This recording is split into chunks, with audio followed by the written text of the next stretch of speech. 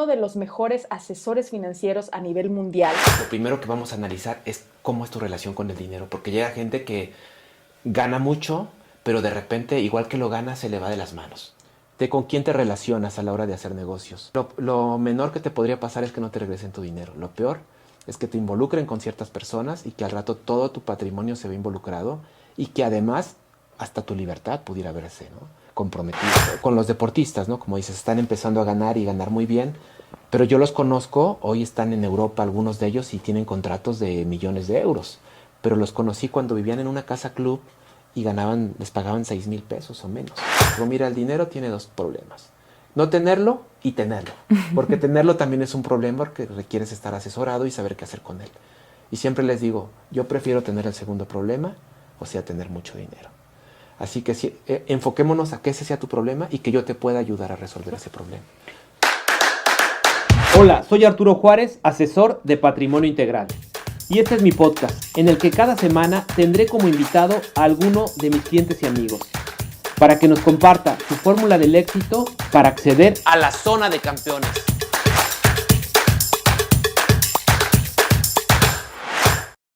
Hola amigos, bienvenidos a su podcast Zona de Campeones, donde estaré invitando muchas personalidades, todos ellos clientes y amigos, y donde estaremos tratando temas de patrimonio, pero no solamente de patrimonio hablando de dinero, sino un patrimonio integral, como yo le llamo, hablando de temas de salud, desarrollo personal, marca personal, felicidad, hábitos y muchas cosas más. Y para ello he invitado a este capítulo 0 a una gran amiga que es Ana Katia Hernández, y ella me va a ayudar a que ustedes me puedan conocer un poco más. Así que bienvenidos al podcast. ¿Cómo estás, Arturo? Qué gusto que me dejes acompañarte, más bien, o no que me acompañes tú a mí. Suele ser diferente porque luego yo le hago las entrevistas, aunque sean fuera de micrófono, y muy contenta de que me hayas invitado a que te conozcan un poco más, a que entienda la gente sobre todo de qué se trata el tema financiero, de qué se trata tener una libertad financiera a través de testimonios, ¿no? Que creo que al final es lo más importante y que serán parte de los personajes que vayas invitando a que platiquen contigo. Así que yo feliz de estar aquí hoy en Zona de Campeones. Muchas gracias. Todos estos campeones que visiten el podcast van a compartir su fórmula del éxito, cómo han ellos llegado a ese camino o formado esa personalidad de hoy ser unos exitosos en cualquiera de las áreas en las que se desempeñen. Así que vamos a estar por aquí hablando de esto, de patrimonio, y pues lo que me quieras preguntar ahora. Oye, para que la gente me conozca. Justo eso, ¿no? O sea, nosotros, o tú nos vas a ayudar a que conozcamos a las personas y a que conozcamos de estos temas que a veces son un poco tabú o que suenan ajenos, ¿no? Inalcanzables. Ay, poder tener libertad financiera, yo la quiero tener a los 50 y luego pareciera que es literalmente inalcanzable, y la realidad es que no, que se puede lograr si uno se va fijando objetivos, pero para poder llegar a eso, pues sí hay que conocer con quién vamos a estar platicando, con quién vamos a estar hablando y por qué nos va a dar estos tips. Cuéntanos, porque sí quiero mencionar que está catalogado como uno de los mejores asesores financieros a nivel mundial, esto por las asociaciones financieras del mundo. Perteneces al 1% de estas personas, cosa que puede sonar fácil, pero que no es nada sencillo y que te ha llevado casi 20 años de carrera. Así es. Yo creo que mucho tiene que ver con la relación que tenemos con el dinero, ¿no? Ya es el punto principal cuando empiezo a trabajar con alguien que llega a mi oficina es, mira, lo primero que vamos a analizar es cómo es tu relación con el dinero, porque llega gente que gana mucho, pero de repente, igual que lo gana, se le va de las manos. Entonces, y no hablando solo de las celebridades, ¿no? Porque a veces pensarían, bueno, es que un artista o un deportista tal vez no tuvo esta educación financiera, pero no, trabajo con gente, incluso empresarios que son muy buenos para su negocio, pero a la hora que sacan el dinero de la empresa, de repente dicen, oye, tengo tantos años trabajando y se me ha ido. Doctores, abogados o mismo colegas que trabajan dentro del mundo financiero y que me dicen, mira, pues administro la cartera de tal empresa, de tal fondo de inversión, pero con mi dinero, ya que lo tengo, no sé qué hago. Entonces, creo que tiene mucho que ver con un tema psicológico, bueno, no creo, estoy seguro, de cómo nos relacionamos con el dinero, y con eso empezamos. Pero yo en realidad desde muy niño me llamó mucho la atención el tema del dinero. Era un niño ahorrador, un niño que le gustaba trabajar, trabajitos porque mi papá nunca quería. Desde, no sé, iba a una fiesta y no me comía los dulces y solo... y los vendías al otro día. Los vendía en la escuela, y no solo eso, le decía a mi hermana, ¿cómo ves si me das tus dulces y mañana te doy lo doble? Hasta que mi papá se enteraba y se caía el negocio, ¿no? O le hablaban de la escuela, oye, tu hijo está haciendo aquí negocios, ¿no? Y ya, pues mi papá me cerraba ahí el negocio. ¿Y cómo es esa relación o por qué comienzas a generar ese pensamiento de ver áreas de negocio y por qué a lo mejor tu papá te decía que esperaras? O sea, ¿cómo fue un poquito esa parte de la infancia para que llegaras a donde estás hoy, pero también para encontrar a lo mejor ciertos obstáculos que te ayudaban a querer más? Bueno, primero, creo que el miedo principal de mi papá era... Él Que lo siempre endeudaras. decía, No te creas. no, decía, ¿sabes qué? Es que te va a gustar el dinero y luego no vas a querer estudiar. Y él veía, por ejemplo, en mi familia materna, que mis tíos maternos eran muy de negocio, aunque no fueran a la universidad y esto, y les iba muy bien, pero mi papá decía, hay más que el dinero, hay cultura, hay que conocer lugares, cosas que te va a dar la educación, otro tipo de personas. Además de mis padres, mi madre también venía de un pueblo de Guanajuato, y ella siempre desde muy chico me instauraba la idea de, hijo, yo quiero que un día tú seas el director general de una empresa y que llegues con tu carro de lujo y de traje. Y ella me veía así, ¿no? Y parece que llegaremos a eso si quieres más adelante. Yo me independizo hasta que un día era el director general de un fondo de inversión privado.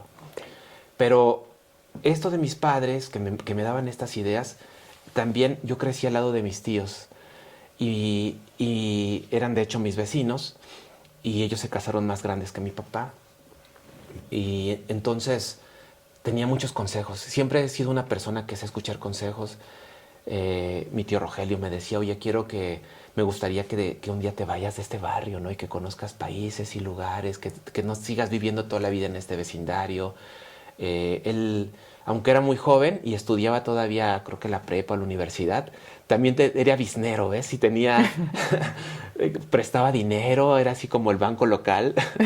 Era baterista de una banda de rock y también ganaba por las tocadas. Aunque era de una banda de rock, lo invitaban a veces iban y le tocaban en la noche, ¿no? Oye, Roger, un grupo de norteños o cumbiancheros o así también le decían, no tenemos baterista, échanos la mano. Era muy trabajador y entonces él me dijo, yo apenas si sabía escribir y me dice, ayúdame con mi negocio de prestar el dinero. Entonces él tenía unas libretas enormes como de contabilidad de aquella época y ahí anotaba. Entonces imagínate, apenas iba en primaria, no sé, primero o segundo de primaria y ya sabía lo que era abonar y cargar y todo esto, temas de contabilidad, el abono y el haber. Entonces desde muy chiquito estuve relacionado con eso y me gustaba. Un tío, no sé, mi tío Miguel, oye, compré un camión de juguetes y lo voy a vender en vacaciones. Previo a Reyes, que yo estaba de vacaciones, me iba con él y siempre mi papá era el de, no, ¿cómo te lo vas a llevar? No, déjalo, para que lo enseñemos a que, pues en la vida se tiene que ganar el dinero y así. Siempre fui, y el dinero que me daban, una parte lo ahorraba y otra parte, por ejemplo, me daba mis gustos, ¿no? Salía, les regalaba algo a mi mamá, a mis hermanas y, por ejemplo, coleccionaba la colección de Star Wars de los muñequitos, la original de los 80s. Y a veces mi mamá me decía, ¿por qué le inviertes tanto a eso? Y decía, pues, ¿por qué no? Tenemos que darnos nuestros gustos. Y era lo que te gustaba. ¿Eres el uno de cuántos hermanos? Tengo 3 hermanas, yo soy el mayor. Ok. Sí. Y pareciera que la vida te va llevando a que a través de estos ejemplos que nos cuentas encontraras tu vocación, ¿no? Que después se convierte quizás en tu pasión y que hoy de alguna manera pues te ayuda a desarrollarte profesionalmente. Pero a lo mejor la vida sorprendió también a tu familia, ¿no? Y quizás tu papá, que a lo mejor decía dedícate a estudiar, pues de manera desafortunada fallece cuando tú eres joven y tienes que asumir el rol de hombre de la casa, que a lo mejor ese es un concepto también ya antiguo, pero más bien que asumes el rol como persona de casa para temas económicos. Cuéntame un poquito de eso y cómo le pega a tu familia, evidentemente, que papá ya no esté. Sabes que mi papá siempre, así como no me dejaba trabajar a mí, tampoco a mi mamá. Siempre decía, no, ¿sabes qué? Nuestra mejor inversión van a ser nuestros hijos, le decía a mi mamá. Y quiero que te dediques a ellos tareas, diversión, alimentación, todo. Dice que yo me voy a trabajar para que no nos falte lo básico, porque yo vengo de una familia de clase media baja. Pero él no quería que mi mamá trabajara y realmente mi papá pues nos sorprende cuando él fallece. Y yo me acuerdo ¿Fue accidente, Arturo? No, fíjate que él era diabético desde muy Ok. joven y pues por ahí hubo un tema de coma diabético y estas cosas. Pero él estando en la terapia intensiva inconsciente, yo le digo, llevaba ya casi un mes en la terapia intensiva, Y llegó ese día, era un 14 de abril, un cumpleaños de mi hermana. Y me dice mi hermana, yo llevaba como un mes en el hospital sin irme. Ahí me bañaba, ahí hacía todo. Y me dice mi hermana Yasmín, oye, quiero hoy que es mi cumpleaños pasarlo con mi papá. Vete ya a la casa, te hace falta descansar. Y ese día lo estaba cuidando una enfermera que además era una monja católica. Y me dice, háblale a tu papá porque él te escucha. Y esa mañana había tenido una charla con un doctor encargado de la terapia intensiva y me había dicho, te digo algo, tu papá ya no tendría por qué estar aquí. O sea, porque ya su organismo ya tuvo un paro cardiorrespiratorio, si despertara probablemente no estaría bien de sus facultades mentales. Pues hasta se me quiebra un poco la voz, ¿no? De recordar esos momentos, pero yo entré con mi papá y le dije, ¿sabes qué? Me voy a ir para que se quede Yasmín contigo. Él inconsciente, pero la monja, enfermera, me había dicho que platicara con él. Me voy a ir, se va a quedar Yasmín porque es su cumpleaños, pero te voy a decir una cosa. Si tú te tienes que ir, vete tranquilo, porque yo voy a cuidar a mi mamá y a mis hermanas como si tú estuvieras aquí. Y ese día me fui y en la noche yo estaba acostado, siempre duermo boca abajo toda la vida. Y yo sentí claro como cuando mi papá llegaba, cuando yo estaba dormido, siempre por el tema del deporte, que siempre he hecho deporte, me duermo temprano. Y mi papá iba a mi recámara y me agarraba de la nuca, me hacía así y me decía, ya llegué, gordo, que descanses. Siempre me dijo gordo, aunque siempre he sido flaco. A lo mejor en el futuro, a lo mejor del futuro nada. Sí, probablemente. Y cuando yo sentí esa caricia de mi papá, característica de él, yo brinqué de la cama porque lo sentí tan claro como si él hubiera llegado del hospital y me hiciera eso. Y cuando yo brinco de la cama y así suena el teléfono y es mi hermana y me dice, mi papá acaba de fallecer. Y el día previo, con promesa o sin promesa, yo le hubiera cumplido, ¿no? Entonces cambió mi vida. Después del sepelio de mi papá, lo primero que hice fue, por ejemplo, irme a contratar un seguro de vida porque ahora mi familia dependía de mí o yo tomé esa responsabilidad. Pedí trabajo a un profesor de la universidad. Empecé a trabajar y empecé a capacitarme. En la primera feria del trabajo de la universidad llegan pues, las empresas y a mí siempre me ha ido muy bien en la escuela, siempre. Tenías beca, ¿no? De hecho. Ahí no, pero yo tenía, porque yo hacía atletismo y en el atletismo no nos daban beca. Ok. Pero ahí busco, justamente me dice un amigo, Luis Domínguez, me dice, oye, pues en el fútbol americano dan beca. Él jugaba fútbol americano. Y le digo, sí, pero pues yo no he jugado fútbol americano. Y me dice, pero eres un atleta, un tipo que corre los 100 metros abajo de los 11 segundos. Te vamos a poner a correr todo el tiempo. Me dice, ve, ya haz la prueba. Entonces, ahorita si quieres llegamos al tema del deporte, pero en la feria de empleo me contrata pues la mejor consultora en ese momento a nivel internacional, Arthur Andersen, y yo me voy a trabajar con ellos. Entonces yo tenía que... ¿Cuántos años tenías, perdón, Arturo? Pues estaba en la universidad. 19. No sé, 20, no sé. Me voy a trabajar con ellos y estuve trabajando ahí, luego vino el tema de...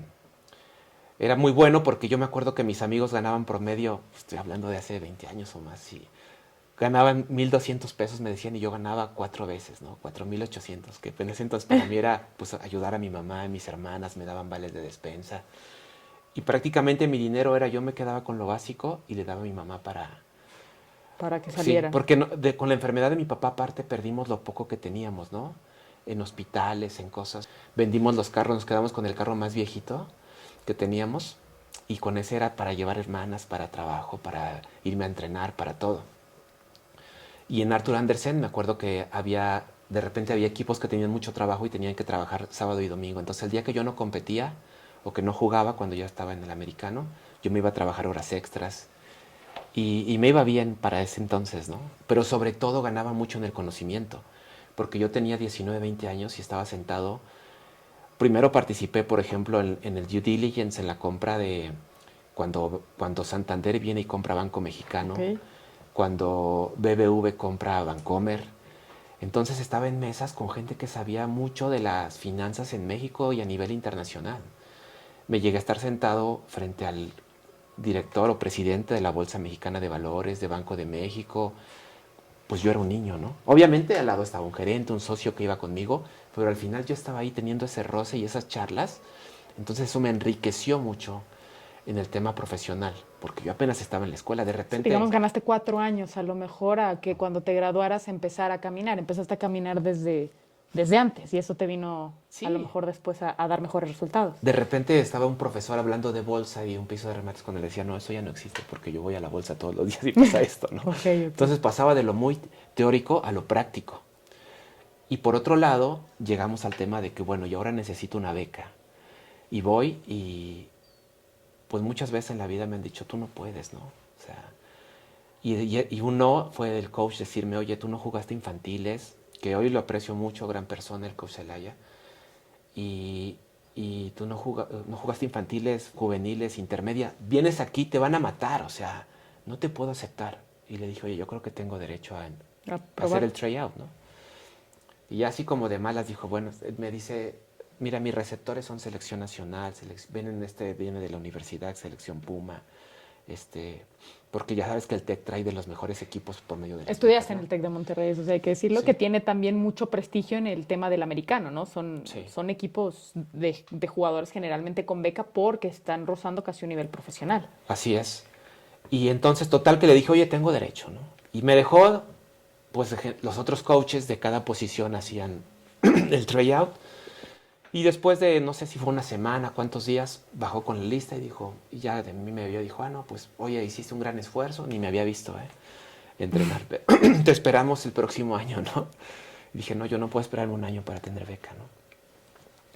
Y estaba entonces, Pepe Espinosa estaba dentro del equipo de coacheo que trabajaba en TV Azteca, narraba los partidos de fútbol. En paz descanse, por cierto, el coach. Y le dice, oye coach, el flaco fue el más rápido de todos y además no cacha nada mal, entonces creo que le deberíamos dar una oportunidad. Y me dice el coach, perdón, ya me quedé con los profes por el soccer, ¿no? Me dice el coach, oye, pues te voy a dejar hasta que nos equipemos y vemos qué me demuestras.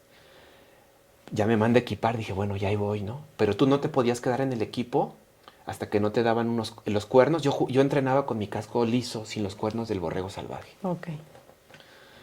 Y ya hubo un día que yo llegué a entrenar y vi a una niña muy bonita en las tribunas, ojito verde y así, ¿no? Digo, en fin, así de bonita como tú, ¿no? Y Digamos que sé por historia que te gustan más las de ojo verde, así que está bien. Desde los 19 años está claro esa situación. Entonces yo la veo y ya pues hasta cuando me mandaban, yo era receptor abierto, entonces cuando me mandaban de ese lado donde estaba ella, pues yo hasta paraba la pompi y así, ¿no? Y me ponía en buena posición, le echaba ganas, ¿no? Pero yo no ubicaba quién era.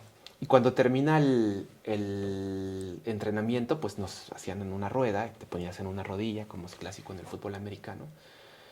Y dice el coach, bueno, hoy le vamos a entregar sus cuernos a una persona que nos ha demostrado que tiene el carácter y la determinación para estar aquí.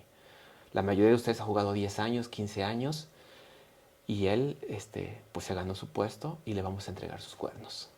Y entonces le llama a esta señorita y ella me iba a entregar los cuernos. Era una actriz de televisión, Leticia Calderón, que yo en ese momento pues yo no era de ver televisión y así, Esmeralda, ¿no? Era. Pues no me acuerdo de sus época, papeles, seguramente. ¿no? Yo tampoco, pero seguramente. Y bueno, ya me felicita también y me dice, oye, pues muchas felicidades, que te vaya muy bien. Su hermano jugaba conmigo en el equipo, ya me platicó un poco mi hermano y pues que te vaya muy bien. Y entonces me vuelvo ya del equipo y además se vuelve una de las mejores experiencias de mi vida por el tema de la disciplina, la estrategia, la táctica, la fortaleza que se requiere, ¿no? Y además adquiero a muchos de mis mejores amigos, que hoy también son muy exitosos, muchos de ellos son mis clientes. Algunos ya ni viven en México, están de expatriados por negocio o por empresa. Y se vuelve una experiencia que me da mucho, es como un parteaguas en mi vida. Así como lo fue Arthur Andersen, donde aprendí mucho en lo profesional, el fútbol americano me forja en carácter, en personalidad y en muchas cosas. Es que yo siempre tengo la frase o la idea de que el deporte puede ser un agente de cambio social, ¿no? En tiempos convulsos, en tiempos tranquilos, siempre es algo que distrae, que atrae y que genera muy buenos hábitos, ¿no? Hábitos que a la postre, pues evidentemente han impactado tu vida profesional y que a lo mejor te han llevado al lugar en el que estás. Nos hablabas del inicio, Artur, pero después, ¿cómo vienen estos cambios o qué tanto te tardas en seguir trabajando para algunos grupos y después decidir independizarte? ¿Cómo se toma esa decisión que muchas veces creo que ya varios de los que nos estarán viendo será lo que los frena, ¿no? O sea, aquí de alguna manera tú sabes que cada quincena vas a obtener el salario que sea, alto, mediano, corto o como tenga que ser, pero sabes que lo recibes. Y cuando te independizas, pues hay un riesgo también, ¿no? De que va a Claro. estar ingresando y que uno lo tiene que comenzar a generar. ¿Cómo se da ese proceso de cambio para convertirte en el asesor que hoy eres? Yo creo que fueron varias etapas. Primero, justamente mi última temporada de fútbol americano, a mí en Andersen tuve un socio, un señor muy exigente de ascendencia española, Jerónimo Curto, eh, pero que me daba un permiso sin goce de sueldo cuando se llegaba a la época de los playoffs y que tenía que entrenar 2 veces al día y todo esto. Y en mi último año, él ya se había retirado de la firma y tuve que tratar este tema con otro socio. Digo, no voy a omitir su nombre, pero me dice, mira Arturo, tienes una asignación en el Indeval, que es el Instituto del Depósito de Valores, en la Bolsa Mexicana, en el Banco de México. Ya te están esperando, entonces esta vez no te puedo dar el permiso. Y me dijo un poco sarcástico, si quieres renuncia. Y te vuelvo a contratar porque eres un gran elemento. Cuando termines tus compromisos deportivos, porque no lo vio tanto como académico, vienes y te recontrato. Y la verdad es que yo salí ahí, no sé si fue impulsivo o no, pero me fui a recursos humanos y dije, vengo a renunciar. Porque para empezar, digo, pues yo era financiero y decía, con lo que gano aquí no pago el TEC y X, ¿no? Yo tenía un colchoncito financiero, que siempre ha sido de tener un fondo de emergencia. Renuncié, me voy a jugar esa final, fuimos campeones. Y el día de que jugamos la final, yo llegué un poco antes y mandé currículums. Y me contrató un grupo financiero suizo. Entonces jugamos la final y aunque todavía me quedaban por ahí 2 ligas mayores por edad para jugar, terminaba la escuela y me voy a trabajar con esta empresa y me mandan a trabajar a muchos países. Okay. Tuve oportunidad de trabajar, además de en Estados Unidos, en toda América, a adquirir nuevas unidades de negocio para este grupo financiero. Trabajé en distintas áreas, riesgos, estuve en comités de finanzas, de lavado de dinero, de buenas prácticas, de compliance, auditoría. De hecho, llego a una gerencia de auditoría para toda América Latina y de ahí estuve en algunas posiciones y roce con muchas áreas. Tengo un gran crecimiento ahí, conozco muchas personas de muchos países, culturas. Después, ya cuando quería regresar más a un tema local de México, yo había hecho la maestría del IPADE también, después del TEC hice la maestría del IPADE, el MEDEX, que es pues un MBA, muy reconocido también a nivel internacional, incluso salen en rankings mundiales después de Harvard, MIT y todas estas. Y a veces desconocemos que como mexicanos tenemos un nivel de educación a ese nivel, ¿no? Depende de la Panamericana, la Universidad Panamericana. Y con esa, yo había estado ahí, entonces una generación antes había estado Carlos Hank también haciendo la maestría. Ok. Y entonces dice, ¿sabes qué? Me hace falta una persona para el área de riesgos en el grupo. Y va al IPADE o no sé cómo, o les pregunta ahí a su gente de recursos humanos que buscan a alguien del IPADE. En el IPADE le dicen, ¿sabes qué? Arturo es el indicado y me voy a interacciones. Y trabajando ahí, la verdad es que yo pensé que iba a extrañar más a los suizos porque eran muy estructurados y así, pero no llego a un grupo en el que me reciben muy bien. Y no trabajo mucho, creo que más de un año, cuando también por medio del IPADE llega un fondo de inversión privado y me busca. Y me dicen, ¿sabes qué? Tenemos empresas, nosotros compramos, desarrollamos empresas, las vendemos. Y pues lo que hace un private equity, ¿no? Ok. Y me voy con ellos y también me voy como director general.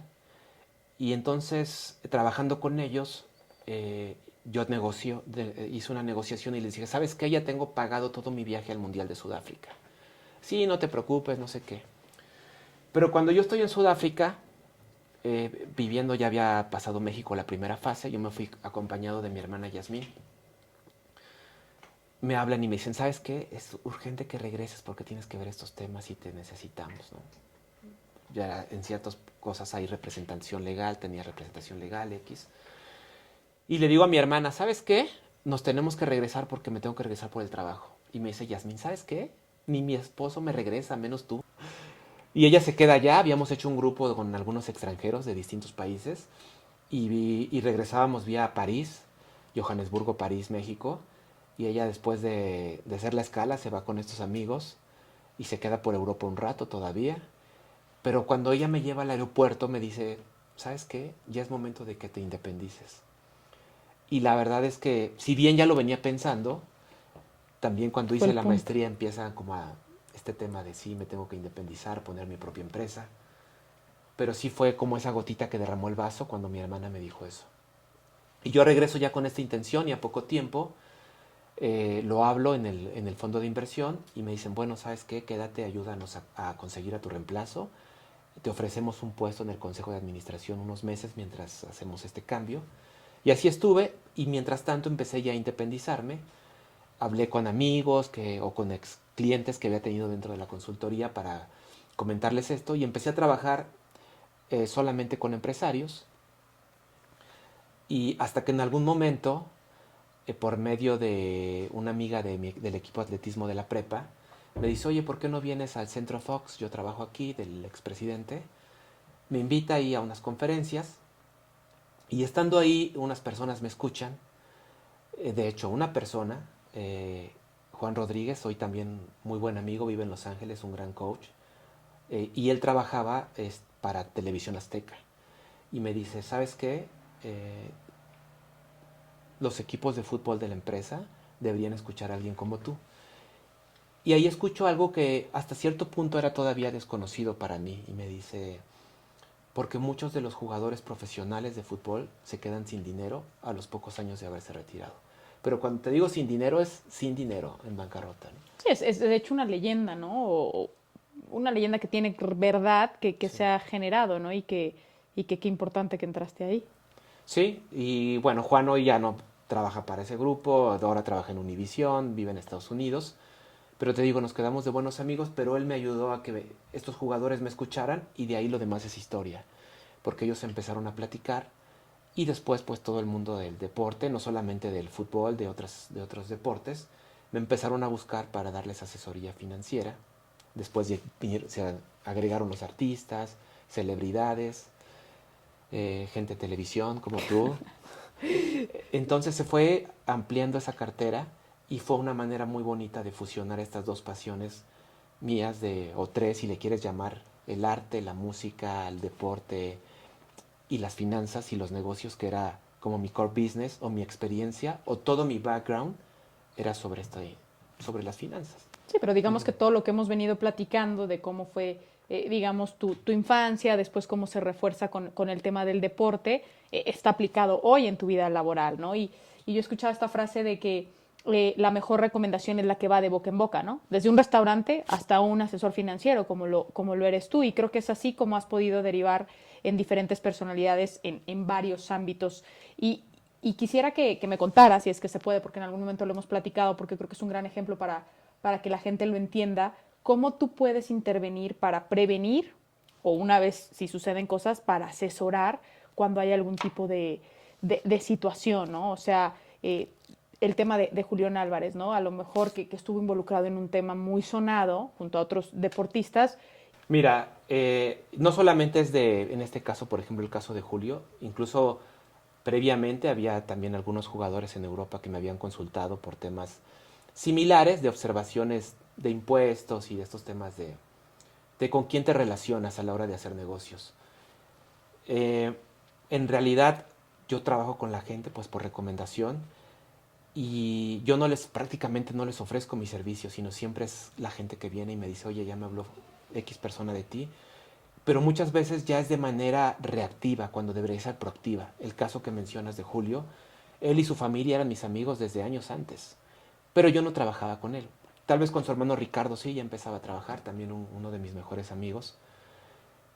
Y Julio, quiero pensar que sabía lo que hacía, pero él ya tenía un equipo, ¿no? Un equipo que seguramente no alcanzó a vislumbrar estas situaciones que se podrían dar. Yo con la experiencia que tenía en temas pues de prevención de fraudes, lavado de dinero, enriquecimiento ilícito, esto por los grupos financieros, probablemente yo lo pude haber detectado, no lo sé, pero yo no trabajaba con él. De hecho, yo empiezo a trabajar con él prácticamente después de esa situación pues que la OFAC lo observa, el Departamento del Tesoro, y dice, oye, tú hiciste negocios con una persona a la que nosotros tenemos señalada. Él es un tipo honesto, lo digo, esta semana estuve con él, con su esposa, sus niñas, un tipo que le gusta trabajar, pero de repente puedes no estar bien asesorado. este mes o el mes pasado, después de que Atlas quedó campeón hace unos días o unas semanas, les dieron sus premios y los chicos me buscan y me dicen, oye Arturo, ¿qué hago con este dinero? ¿Cómo lo puedo invertir? Pero algunos ya vienen con ideas de gente que se les acerca, que están afuera de las instalaciones o que los trae el primo o el primo del amigo y les ofrecen de repente negocios que pues dan rendimientos que una de dos, o es un fraude, que podría ser lo menos, porque el peor de los casos es que se relacionen con personas que estén generando enriquecimiento ilícito. Y eso, y como yo les digo, es lo menor que te podría pasar es que no te regresen tu dinero. Lo peor es que te involucren con ciertas personas y que al rato todo tu patrimonio se ve involucrado y que además hasta tu libertad pudiera verse, ¿no?, comprometida. Pues a veces el deportista siempre quiere más, ¿no? O sea, si vas ganando 1-0 vas a querer 2-0 o 3-0. Entonces hay quien nos escucha y hay quien no, que dice, no, mira, dicen los psicólogos que cuando somos muy buenos en algo, nos da el mal del Superman o el síndrome del Superman, que creemos que somos buenos en todo. Entonces, pues ya de repente te empieza a ir bien en el deporte y también crees que eres bueno en las finanzas y en los negocios y en muchas otras cosas. Okay. Entonces, sí deben tener alguien que les asesore y alguien que tenga las credenciales, porque de verdad a veces terminan asesorándose del que les hace los mandados y que les paga su cuenta del megacable o de teléfono, literal.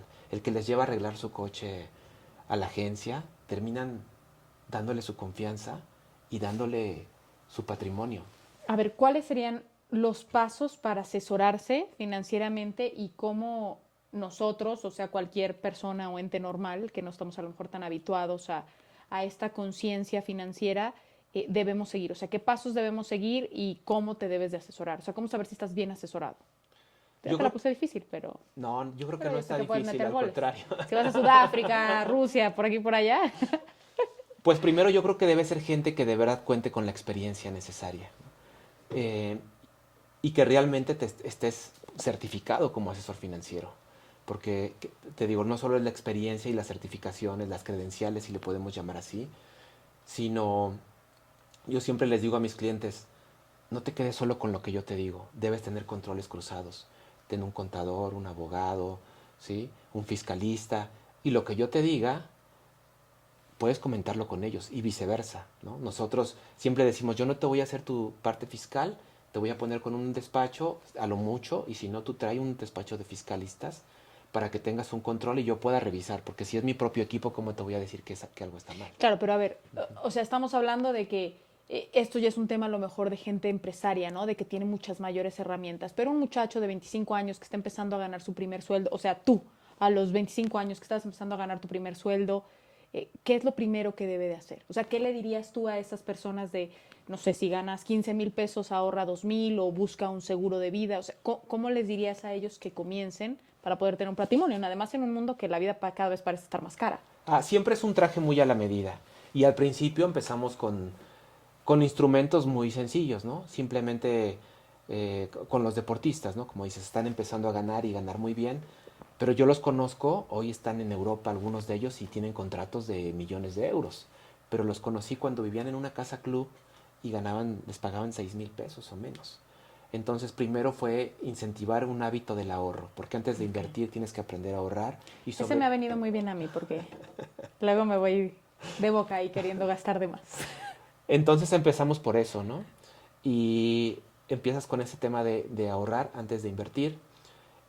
Buscamos mecanismos que un poco los frenen a que les gane la emoción y empiezan a tomar decisiones emocionales, porque incluso a la gente que hemos trabajado en finanzas, o yo que estudié la parte financiera, pues si de muy jóvenes nos llega mucho dinero, podemos volvernos locos, y si no tenemos una buena relación con el dinero, podemos empezar a tomar decisiones erróneas. Conforme van avanzando y va creciendo su patrimonio, entonces vamos llegando a otro tipo de instrumentos. Mejor empezamos con bienes raíces, o por medio de instrumentos de bienes raíces como son las fibras, los fideicomisos inmobiliarios, ya con una parte variable o incluso la bolsa. Y últimamente de repente hay quien me dice, oye, yo quiero entrarle al cripto. Bueno, ¿por medio de qué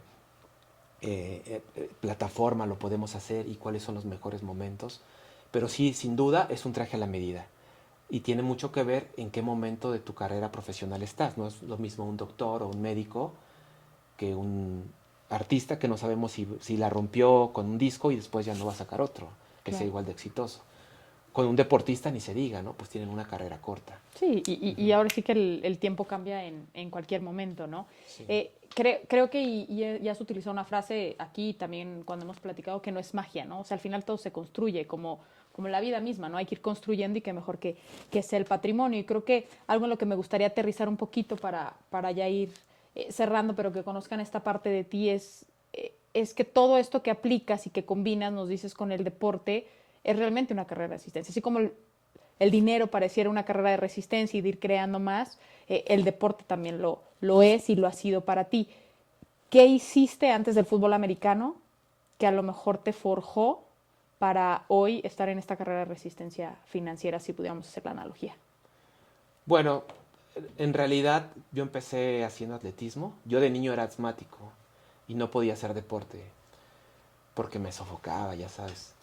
Y alguna vez me acuerdo que viendo los Juegos Olímpicos, creo que los de Seúl, por ahí estaba chico, yo le dije a mi papá, ¿sabes qué? A mí me gustaría estar ahí. Y él de repente se le salió con este tema de que tal vez que no me frustrara. No, pues tranquilo, mira, pues ya ves que tú estás enfermo. Y de repente como que reaccionó y me dijo, ¿sabes qué? No me hagas caso. Después cuando vi esta escena en Busca de la Felicidad con Will Smith, me acordé mucho de mi papá que me dijo, no me creas. Y todo lo que quieras en la vida lo puedes conseguir y nadie te puede decir que no, ni siquiera yo. Y él formó un equipo de fútbol con los niños de la colonia. Y yo entraba un ratito y me sofocaba y me sacaban y a veces hasta hablaba con el árbitro y fingiendo todo el reglamento me daban chance de volver a entrar en el segundo tiempo y cosas así. Pero esa lección me enseñó que realmente si querías hacer algo lo podías lograr. Y yo me quedé con eso y estuve con el tema del asma. Y cuando iba a entrar a la secundaria en esas vacaciones, mi abuelita me dijo, ¿sabes qué, hijo? Te voy a llevar con la Virgen de San Juan de los Lagos en Jalisco. Me dijeron que es súper milagrosa para que te cure. Pues milagro no, mi abuela me llevó. Iban mi abuelito, mi abuelita y mi tío. Y después de ese viaje nunca volví a tuve una crisis asmática. Pero cuando entro a la secundaria y nos hacen pruebas de carrera, pues resulta que le gano a todo mundo, ¿no? Y ahí en ese entonces no eran alcaldías en Ciudad de México, eran delegaciones, y luego gano en la delegación y luego en el estatal, y así me voy a las nacionales y estoy ahí en relevos 4x100, 4x400. Ahí me ve un entrenador de la UNAM y me invita a entrenar con ellos en la Prepa 5, que fue también una experiencia muy bonita. Después llegué a entrenar incluso en el Comité Olímpico, después se viene el tema de mi papá, me tengo que cambiar al fútbol americano. Y mientras trabajaba y me fui fuera de México, dejé el deporte. Hice Olimpiadas Nacionales en el atletismo, me fue muy bien. Corrí 400 con vallas, decatlón en mi último año. Súper padre la experiencia. Pero después el americano, que también me fue muy bien, campeón de la ONEFA. Dejo el deporte, digamos, como formal. Y cuando regreso a México, en un club me dicen, oye, pues corres muy bien, ¿por qué no quieres entrar a nuestro equipo de triatlón? Y le digo, ¿sabes qué? Es que no sé nadar. ¿Cómo que no sabes nadar? Le digo, no, pues de balneario, ¿no? No de me perrito. ahogo, ¿no? De perrito. De perrito, todos sabemos nadar de perrito. Es una buena técnica. Y le digo, ¿sabes qué? Me dice, no te preocupes, aquí te enseñamos. Y tenemos incluso por ahí un cuate que ha participado en Panamericanos y te va a enseñar. Y en ese momento, yo ya como independiente, me había ido tenía como 6 meses entrenando triatlón. Y era muy malo para nadar. En mi primer triatlón me dice mi entrenador, mira, vas a tomar una referencia para que donde dejes tu bicicleta sepa dónde está. Entonces fíjate bien en ese árbol, en esa casa, fue en Veracruz. Cuando yo llegué no necesité referencia porque la única bicicleta que quedaba era la mía. Yo llegué al final atrás hasta de los niños. Pero ya en la bici me recuperé, obviamente por las condiciones atléticas que tenía, y en la carrera no se diga, me fue muy bien. Y después, 6 meses después, voy a los Juegos Olímpicos de Londres. Y obviamente como estaba entrenando triatlón, además de ver el fútbol. Quiero ser Phelps. Además de ver a Michael Phelps, porque lo fui a ver. Obviamente a Usain Bolt. pues tuve esta experiencia de estar muy cerca de los chicos que ganaron la medalla de oro. Hoy muchos de ellos mis clientes y amigos de la selección mexicana. Pero fui al triatlón y entonces yo les eché porras a los mexicanos que estaban ahí, ¿no? La porra de vamos y ya sabes. Pero eso me motivó mucho y el campeonato mundial de triatlón era en el mismo lugar, en el Hyde Park, en Londres. Y pues que te cuento que me califico al mundial para el siguiente año. Y entonces iba en el avión con la delegación mexicana, con los que yo les había echado porras en las Olimpiadas. Y pues hospedados en el mismo lugar, compitiendo y la verdad es que padrísimo. Muy buena experiencia. ¿Te ha ayudado eso a empatizar con tus clientes? O sea, nos dices ahorita que tienes algunos de selección, algunos otros futbolistas. Tengo ¿Eso olímpicos te ayuda a incluso. empatizar? O sea, Mucho. ¿tu experiencia en el deporte crees que te ayuda también a empatizar con este tipo de clientes que dices? Sin duda. He tomado muchos cursos. O antes de pandemia, cada verano me iba a Europa a tomar cursos. O verano o no verano, ¿no? Pero tuve la oportunidad de tomar cursos con Johan Cruyff y un día en Barcelona me dijo él, hablamos del coaching, de cómo de repente también empezar hacer temas de coaching para los jugadores. Claro. Y le digo, pero ¿sabes qué? A veces me siento un tanto impostor porque yo ni jugué fútbol y de repente estoy haciendo coaching para futbolistas. Y me dijo Johan Cruyff, que en paz descanse también, tuve el gusto de conocerlo y me dijo, ¿sabes qué? Nadie mejor para ayudar a un deportista que alguien con corazón de deportista. Así que tú lo haces muy bien, lo tienes probado, así que para adelante. Y pues eso me ha ayudado, ¿no? Y cada vez pues me relaciono con más gente del deporte. Y eso me hace empatizar. Pero te digo, en general empatizo. Empresarios, artistas, celebridades, deportistas, pues obviamente como pez en el agua, porque yo fui un deportista también. Claro, ¿no? Ya no se diga cuando cantas y te pones a cantar las rancheras que ya le gustan muy bien.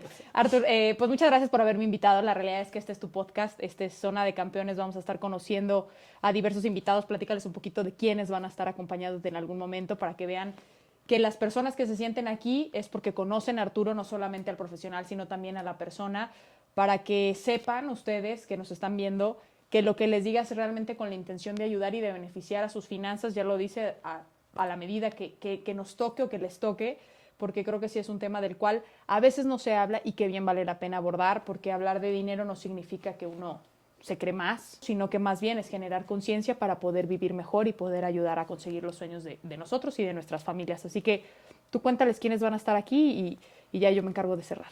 Bueno, pues primero que nada, este tema del dinero yo creo que es importante prácticamente desde que nacemos hasta que morimos, porque así como tengo clientes muy jóvenes. No, porque desde nacer cuesta y cuando te mueres cuesta Claro, más. O claro. sea, O desde que te están esperando tus papás, ¿no? sí, no, ni me digas. Entonces yo tengo clientes desde muy jovencitos, como son en este caso, por ejemplo, los deportistas, hasta gente que Yo quería decir que como yo, pero está bien. Como los como deportistas tú. más jóvenes que yo, está bien. Hasta gente que ya está pensando en heredar, ¿no? Porque Claro. tengo muchos clientes ya grandes que me están diciendo, oye Arturo, ¿cuál es la mejor manera? Y les enseño muchas cosas, desde que no es lo mismo equidad que igualdad a la hora de heredar. Entonces, tengo clientes de todas las edades, de todas las profesiones, y por eso vamos a tener invitados aquí. Seguramente la primera temporada serán más enfocado al tema del deporte, de la cultura. Un hombre, a ver, aviéntanos un hombre que vaya a estar con nosotros. Para que se piquen, para que quieran ver ya el capítulo 1, el 2, el 3. En el capítulo 1 va a estar Luis Reyes, Luis el Hueso Reyes. A Luis lo conocí cuando pues era un jugador de segunda división y después al poco tiempo debuta en Atlas. El profe Cruz me dice, ¿sabes qué, Arturo? En este chico veo muchas cualidades, deberías trabajar con él, pero viene de segunda división, o sea, en realidad, como que le ayudo, ¿no? Y bueno, el chiste es que por medio de Pepe Cruz llego con Luis, empiezo a trabajar con él, y en el deporte también empieza a ir muy bien, así como en las finanzas. Lo debutan, luego se va a la selección, va a Copa Confederaciones, a eliminatorias, después lo compra América. Pues a mí me parece que Luis, además de una gran persona, un cliente, es un gran amigo. Y su historia me parece como de Cenicienta, porque él ya estaba prácticamente, si le pudiéramos llamar, casi desahuciado del fútbol. Tenía 25 a cuando debutó, casi 26. Entonces, él va a ser mi invitado número 1. Después voy a invitar también entrenadores, jugadores, algún caso de éxito de un jugador o varios que me brindaron su confianza y que hoy gozan de libertad financiera, que no se preocupan más por el tema del dinero. A veces cuando la gente llega a mi despacho les digo, mira, el dinero tiene dos problemas. No tenerlo y tenerlo. Porque tenerlo también es un problema porque requieres estar asesorado y saber qué hacer con él. Y siempre les digo, yo prefiero tener el segundo problema, o sea, tener mucho dinero. Así que enfoquémonos a que ese sea tu problema y que yo te pueda ayudar a resolver ese problema. Y pues bueno, les vas a estar ayudando, por supuesto, a todos a través de diferentes testimonios, el cómo poder mejorar, el cómo poder ser consciente de esa libertad financiera. Para mí ha sido un gusto que me invites y sobre todo es un gusto ver cómo de manera directa e indirecta hoy estás cumpliendo tus sueños, pero también los sueños de tu papá, ¿no? Porque si tu papá te decía que estudiaras y que estudiaras mucho, lo hiciste y lo hiciste muy bien y viajaste. Y si tu mamá te decía que mejoraras tu calidad de vida, que tuvieras mucho más ingreso, lo hiciste también de la mano con esas dos ideas que a lo mejor en algún momento parecerían un tanto opuestas, pero que al final eran totalmente compatibles para que hoy estés en el lugar en el que estás. Y qué gusto haberte podido acompañar. Yo desaparezco para los próximos episodios porque ya Artur se va a encargar de entrevistar a todos sus campeones. Así que muchas gracias por haberme invitado a compartir contigo. Gracias a ti, Ana Katy, por ayudarme a presentar el podcast. Y eso que dijiste es muy cierto. La verdad es que ayudando a las personas, cumplo mi sueño, ayudando a las personas a cumplir sus sueños. Así que bienvenidos al podcast, espero que les guste y que les dejen muchas cosas interesantes, estoy seguro que sí, porque todos los campeones que van a estar por aquí tienen mucho que aportar y que les puede servir. Gracias por su preferencia.